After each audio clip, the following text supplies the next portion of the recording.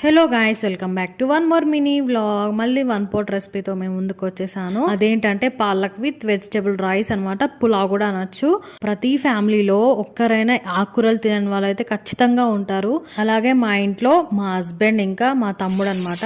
మా తమ్ముడు అయితే ఆకుకూరలను అయితే గడ్డి కూర అంటారు అనమాట. అలాంటి వాళ్ళకైతే ఇది బెస్ట్ రెసిపీ అని చెప్పొచ్చు. మనం ఇందులో డైరెక్ట్ గా వేయకుండా పాలకూరని మంచి పేస్ట్ చేసుకొని వేసుకోవడం వల్ల మంచిగా మనకు ఆకులు కూడా తాకం అనమాట.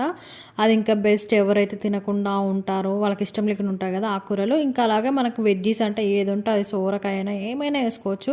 నేనైతే ఇక్కడ ఆలు ఇంకా క్యారెట్ టమాటా ఇవన్నీ వేసుకున్నాను. అవి వేసుకొని మంచి కుక్ అయ్యాక మనం రైస్ అయితే ఎంత క్వాంటిటీ తీసుకుంటామో దాని డబుల్గా వాటర్ క్వాంటిటీ అనేది ఎక్కువ ఉండాలన్నమాట.